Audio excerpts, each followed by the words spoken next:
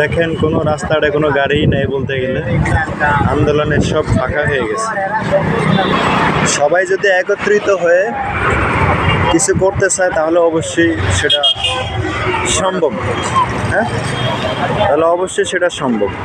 আর যদি একত্রিত না হয় তাহলে এটা কখনোই সম্ভব না।